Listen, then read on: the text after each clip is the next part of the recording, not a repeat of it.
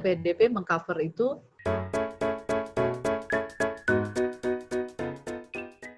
Selamat pagi sahabat literasi, salam sehat untuk kita semua. Di tengah pandemi COVID saat ini kita masih bisa bertemu melalui podcast literasi dan komunikasi. Kali ini kami akan mendiskusikan tentang pembelajaran dari rekan-rekan yang sedang atau yang sudah menyelesaikan studi magister dan doktor mereka. Kali ini kita akan ditemani oleh Ibu Upi Rea. Kita sapa beliau ya. Selamat pagi Ibu Upi. Selamat pagi. Salam sehat dan semangat selalu untuk semua teman-teman. Ya, terima kasih. Kita langsung tanya aja. Ibu Upi boleh sebutkan gelar lengkap dengan nama? Silakan Bu. Nama saya Dr. Upi Isabella Rea MPD. Wow, ya, ada dokter. Kalau boleh tahu kemarin Ibu studi di mana Bu? Dan di kampus mana, negara mana, atau mungkin di prodi apa? Saya studi di UGM, mengambil program doktoral pengkajian Amerika. Nah, kenapa saya pilih itu? Karena saya sangat tertarik dengan bagaimana Amerika membangun negaranya dari perspektif budaya dan pendidikannya. UGM maksudnya Universitas Gadjah Mada ya Bu? Iya, UGM Universitas Gadjah Mada, Yogyakarta, Indonesia. Oke. Jadi selama studi itu ngapain aja nih Bu? Selama studi itu saya mempelajari tentang Amerika dari perspektif budaya, dan di sana saya menemukan hal-hal yang sangat luar biasa menariknya tentang bagaimana Amerika menjadi seperti yang kita lihat sekarang ini.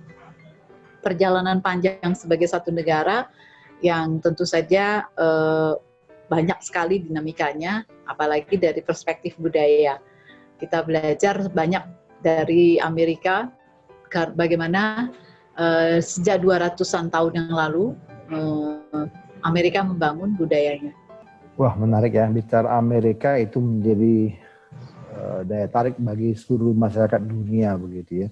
Nah, kira-kira di UGM untuk studi ini Ibu menempuh waktu berapa lama? Lalu kemudian kalau boleh tahu nih, karena informasi yang kami dapatkan, kami sekalian mengkonfirmasi ya, Ibu dapat beasiswa begitu ya. Boleh jelaskan Bu, berapa lama studinya dan dari mana beasiswanya? Saya studi doktoral ini 4 tahun, 1 semester, lebih 1 semester. Kenapa?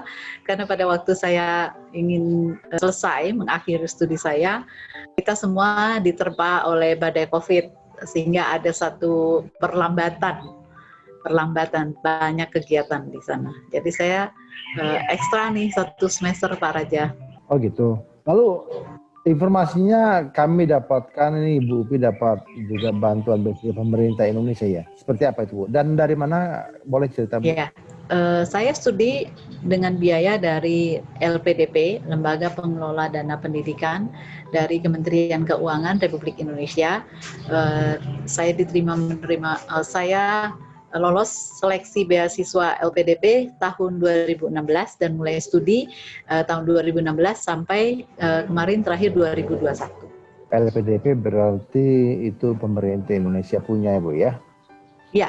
Nah, kalau boleh tahu ini kira-kira yang menjadi hal-hal yang harus diperhatikan oleh mungkin sahabat-sahabat literasi ingin coba juga nih LPDP. Nah, hal apa yang harus diperhatikan Bu? Ya, untuk teman-teman yang berminat mendapatkan beasiswa LPDP, satu hal yang saya pelajari adalah teman-teman harus punya satu tujuan studi yang jelas itu. Jadi memang harus ada perencanaan dari sebelumnya ya, bahkan mungkin dari sejak teman-teman SMA menentukan jurusan S1, lalu bercita-cita juga untuk studi lanjut S2 dan juga S3 seperti saya. Nah itu mesti ada rencana yang sudah sudah mulai digoreskan sejak awal.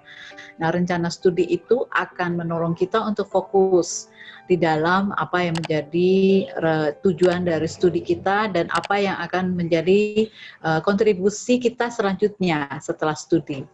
Itu sih yang menjadi highlight yang pertama-tama teman-teman harus punya. Menarik ya. Jadi LPDP itu disiapkan bagi seluruh rakyat Indonesia gitu ya Bu ya. Nah kalau boleh tahu dalam beasiswa LPDP ini apa saja yang di cover Bu? Saya Apakah semua di cover mulai dari A to Z?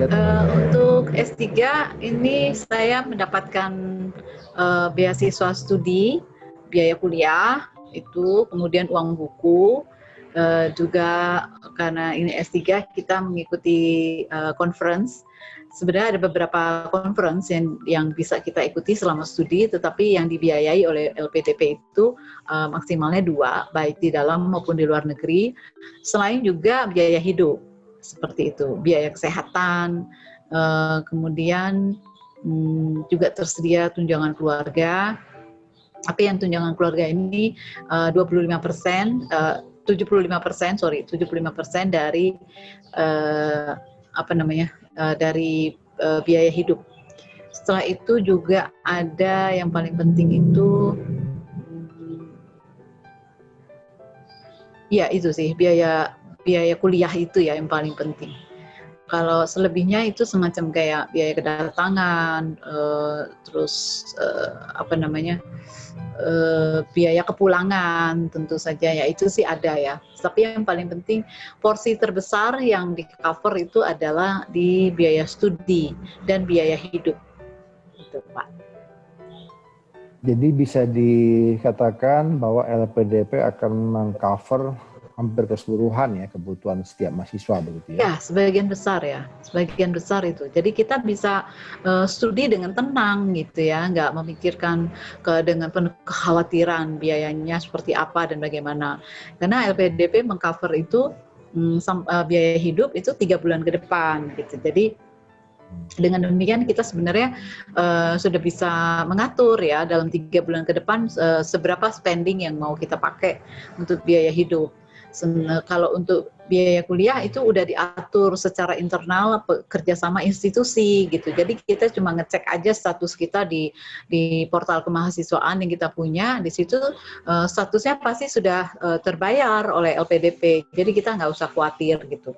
Nggak usah repot kita habis ini mau setor kemana atau deadline waktunya kapan gitu. Itu nggak perlu karena itu sudah merupakan kerjasama antara LPDP dengan kampus.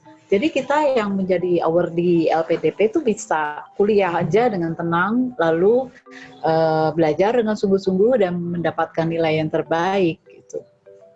Wow, menarik ya. Nah, kalau boleh sedikit nih Bu disampaikan kepada sahabat literasi, apa sih yang menjadi penelitian Ibu kemarin waktu mendapatkan gelar doktor itu, lalu ya mungkin dalam 2 menit nih Bu, boleh ya, apa yang menjadi penelitian lalu kemudian itu akan dibawa, kalau dibawa dalam konteks Indonesia itu seperti apa Bu? Enggak Bu? Ya, seperti yang saya sampaikan tadi, saya tertarik dengan bagaimana Amerika membangun budaya dan pendidikannya. Jadi saya mengkhususkan diri fokus pada penelitian tentang pendidikan dasar di Amerika, kebijakan pendidikan dasar di Amerika. Karena saya lihat Amerika itu kalau secara ranking mungkin nggak terlalu wow di dalam hal pendidikan dasar dibandingkan dengan beberapa parameter ranking pendidikan yang kita tahu banyak sekali. Tetapi Amerika itu memiliki perguruan tinggi yang excellent gitu ya, Ivy League sebutannya ya, kampus-kampus terkemuka yang tak terbantahkan sampai sekarang. Jadi saya melihat ini kemudian tertarik dan melihat ada apa di dalam pendidikan dasar di Amerika sehingga pendidikan tingginya bisa sedemikian bagus gitu. Padahal pendidikan dasarnya menurut beberapa ranking tidak terlalu fantastis seperti itu. Nah, itu yang saya temukan, saya teliti, dan yang saya temukan adalah ada satu nilai yang dianut oleh masyarakat Amerika. Walaupun di dalam zaman sekarang, di dalam penelitian saya, mereka mulai agak mengartikulasikan ulang di dalam bahasa yang kontekstual seperti sekarang, tetapi sebetulnya mengakar kepada satu pemahaman yang kuat yang menjadi megastruktur di dalam budaya orang Amerika, yaitu bahwa Amerika adalah bangsa yang unggul, superior dibandingkan dengan negara-negara lain. Nah, itu menjadi sebuah mindset yang ada di dalam budaya orang Amerika yang menjadikan mereka terus-menerus strive for the best gitu ya. Mereka terus-menerus berupaya menjadi yang terbaik, menjadi yang unggul. Nah, itu pemahaman itulah yang ditanamkan di dalam kebijakan pendidikan dasarnya. Sehingga anak-anak itu sejak dini itu sudah paham bahwa mereka adalah orang-orang yang unggul, orang-orang yang istimewa seperti itu. Nah, dan ini memang bisa dilihat di banyak hal ya, di dalam hal politik, dalam hal ekonomi, hubungan internasional, kesehatan, jurnalisme, banyak hal. Jadi ada juga yang dalam studi saya temukan bahwa itu merupakan propaganda, tentu saja ya. Itu juga bahkan ada yang mengatakan dalam studi saya ini saya temukan bahwa ini adalah paradoks gitu ya.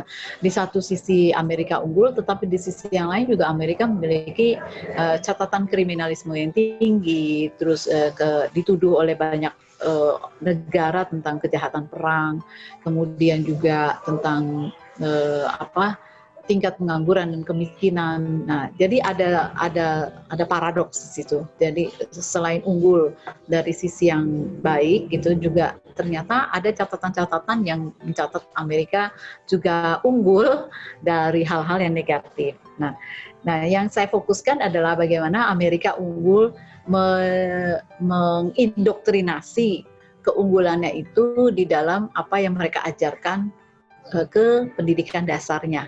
Nah, itu sangat menarik sekali bahwa mereka punya satu megastruktur pemikiran. Saya mengkaji hal ini dengan teori praktik Bourdieu.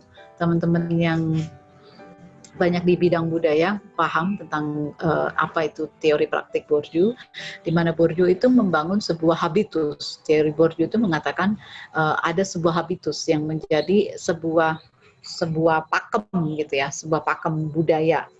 Nah, itu yang saya temukan. Nah, habitus yang dibentuk itu adalah satu mindset, satu konsep tentang American exceptionalism. Nah, itu yang mereka anut, walaupun memang di dalam temuan saya, American exceptionalism itu mengalami banyak reartikulasi ya, sesuai dengan konteks dan konsep yang sekarang berjalan, tetapi itu tetap mengakar kepada satu hal yang sama, yaitu Amerika memahami dirinya sebagai bangsa yang unggul. Nah, itu menarik, dan yang bisa saya bawa hal itu ke Indonesia, bahwa Indonesia memerlukan satu konsep itu, satu mindset itu, mindset bahwa Indonesia itu bangsa yang seperti apa, kayak gitu. Nah, itu yang akan diindoktrinasi ya di dalam pengajaran-pengajaran di pendidikan dasarnya. Nah, itu yang barangkali sebetulnya kita punya ya, di dalam khususnya di dalam pendidikan itu kita punya yang secara nasional kita punya Pancasila tentu saja sebagai dasar negara kita, sebagai falsafah negara kita, dan khususnya di dalam pendidikan sebetulnya kita punya apa yang menjadi nilai-nilai yang dipikirkan dan diturunkan, diwariskan oleh Ki Hajar Dewantara gitu ya. Nah, itu sebetulnya nilai-nilai yang juga setara dengan American exceptionalism, cuma memang pengentalannya, penebalannya sebagai satu konsep yang ingin diajarkan, diindoktrinasi ke dalam budaya Indonesia itu yang harus digarap lebih serius seperti itu. Dan memang berdasarkan perjalanan waktu, kita Indonesia bulan ini kita akan merayakan 76 tahun Indonesia merdeka dibandingkan dengan Amerika yang sudah 200 sekian tahun gitu ya. Jadi memang perjalanan masih panjang, tetapi kita harus menentukan itu dari sekarang gitu. Apa sih yang ingin kita, mindset yang ingin kita berikan, yang ingin kita wariskan kepada anak cucu kita tentang apa yang menjadi karakter budaya bangsa Indonesia, dan itu yang nanti akan dijabarkan, diturunkan, diresapi, diartikulasikan di dalam pendidikan dasarnya. Nah, kemudian itu akan mengkonstruksi budaya Indonesia, dan akan menjadi satu nilai yang menyatakan identitas sebagai bangsa Indonesia. Itu yang bisa saya sharingkan sedikit. Menarik. Itu menjadi satu kontribusi yang besar nanti ya dalam perspektif, dalam paradigma juga, dan bahkan juga dalam mindsetnya Indonesia begitu ya. Oh, menarik nih. Nah, kalau selama studi ini tentu ada suka duka ya Bu ya. Boleh cerita dong sedikit nih pengalaman waktu studi, apa hal apa yang kira-kira masih berkesan yang cerita dukanya yang saya alami adalah saya merasa kurang puas di dalam studi saya karena studi saya ini berupa kajian literatur. Yang menjadikan saya kurang puas adalah saya sebetulnya ingin memotret tentang pola pikir, tentang budaya itu lebih dekat lagi gitu ya, dengan langsung mengamati misalnya satu interaksi dengan masyarakat Amerika. Itu sih. Ya, tapi bukan berarti buat teman-teman yang studi literatur menjadi kurang sahih ya risetnya. Itu tetap bisa diakui sebagai sebuah riset. Nah, cuma memang membutuhkan ketelitian ya dan kecermatan di dalam menyeleksi kajian literatur yang tersedia. Kita tahu di dalam zaman yang serba daring seperti sekarang ini, literatur itu begitu banyak sekali ya. Jadi kita tuh dikepung, dibanjiri oleh literatur. Nah, kita harus betul-betul selektif. Nah, saya kira di situ ya, bagaimana kita menyeleksi literatur yang betul-betul relevan dan betul-betul berbobot gitu ya, dan dapat dipertanggungjawabkan dengan reputasi dan rating yang baik di dalam berkontribusi di dalam studi kita. Itu tuh sebetulnya nilai yang sangat sangat hakiki di dalam riset yang berdasarkan kajian literatur. Jadi bagaimana kita menyeleksi literatur yang terbaik untuk mendukung riset kita, itu yang menurut saya effort yang luar biasa di situ. Karena kalau kita cuma sekedar mengumpulkan literatur dan kemudian kita mengatakan itu sebagai riset studi pustaka, itu sangat gampang gitu ya, karena literaturnya tersedia begitu rupa. Tapi bagaimana kita menyeleksi, kemudian memilih yang betul-betul bunyi gitu ya, tebal gitu bunyinya untuk kajian kita, itu yang bagi saya luar biasa. Effortnya di situ luar biasa. Jadi suka dukanya tuh di situ Pak Raja. Oh, itu suka duka dari situ ya. Kalau hal-hal yang terkait pengalaman hidup, mungkin sudah jalan-jalan mungkin kemana aja selama di Jogja. Atau ibu studi di Yogyakarta atau di Jakarta nih? Ya, teman-teman yang ingin mengambil beasiswa LPDP, saya harus bilang bahwa Anda terikat dengan beasiswa LPDP sebagai satu kontrak belajar, dan itu membawa Anda akan memiliki tempat tinggal dan titik baru di dalam kehidupan Anda gitu. Jadi menjawab pertanyaan Pak Raja, ya saya harus tinggal di Jogja, saya harus tinggal di tempat saya studi supaya betul-betul LPDP itu menginginkan awardee-nya itu konsentrasi di studi gitu Pak. Nah, selama di Jogja ya, Jogja itu kota yang memang menarik dan kental budayanya, jadi nggak habis-habis sebenarnya mengeksplorasi Jogja. Selama hampir 5 tahun ini saya tinggal di Jogja, belum semua juga sih Pak tempat-tempat menarik di Jogja saya eksplorasi. Jadi masih banyak tantangan-tantangan tersembunyi untuk mencari tahu tentang Jogja. Ya, menarik ya. Nah, kalau dari pengalaman yang Ibu alami, itu apa pesan-pesan yang Ibu mau sampaikan kepada sahabat literasi supaya mereka juga punya semangat yang sama dan juga punya impian yang sama? Monggo Bu, sampaikan Bu. Sahabat literasi, saya ingin sedikit membagikan semangat, terutama sahabat literasi yang masih punya kesempatan luas gitu ya, punya kesempatan luas. Jangan putus asa, terus mencoba untuk menemukan the very best of you gitu ya. Buah pikiran, kemudian ide, itu silahkan digarap, dipertajam dengan cara banyak membaca, dengan cara kita banyak belajar. Nah, LPDP itu terbuka untuk anak-anak muda yang seperti Anda, yang memiliki tujuan belajar, yang memiliki impian untuk bagaimana berkontribusi bagi bangsa dan negara ini. Itu yang bisa saya sampaikan. Iya, terima kasih Ibu Dr. Upi Rea. Sahabat literasi, kita sudah hampir 20 menit berbicara tentang studi yang beliau sudah lakukan di Universitas Gadjah Mada, Yogyakarta.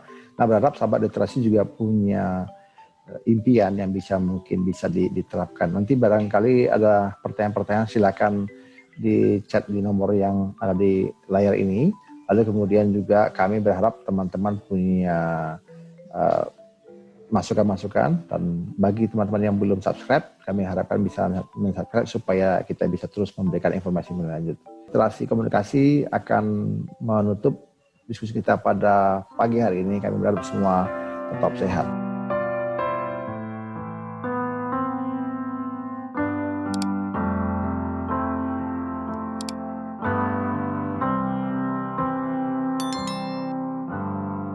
Another summer day is come gone away, and Paris are wrong, but wanna go home.